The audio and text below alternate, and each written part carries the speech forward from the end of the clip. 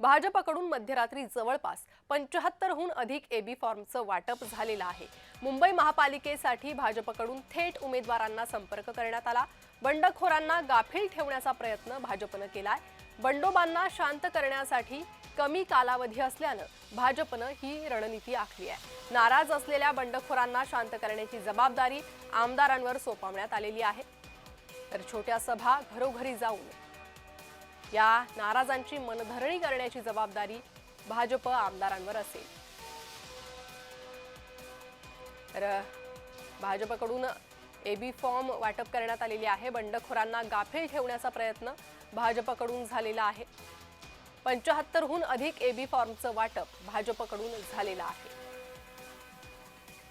तर यादी ही जाहीर झालेली आहे। भाजपची पहिली यादी समोर येते। भाजपने 75हून अधिक एबी फॉर्मचं वाटप करण्यात आलेलं आहे। तर बंडखोरांना गाफील ठेवण्याचा प्रयत्न भाजपकडून झालेला आहे। बंडोबांना शांत करण्यासाठी कमी कालावधी असल्यानं भाजपची ही रणनीती। नाराज असलेल्या बंडखोरांना शांत करण्याची जबाबदारी ही आमदारांवर असेल।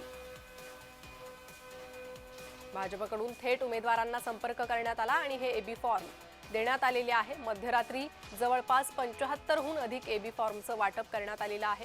मुंबई महापालिकेसाठी भाजपने ही रणनीती आखलेली आहे। तर याआधीही बंडखोरी होऊ नये म्हणून वेळेवर एबी फॉर्म दिला जाईल अशी बातमी समोर आली होती आणि त्याच पद्धतीने भाजपकडून एबी फॉर्मचं वाटप करण्यात आलेलं आहे। मध्यरात्री हे 75 एबी फॉर्म देण्यात आलेले आहे। तर अर्ज करण्याची तारीख ही जवळ येत असताना भाजपने ही भूमिका घेतली आहे।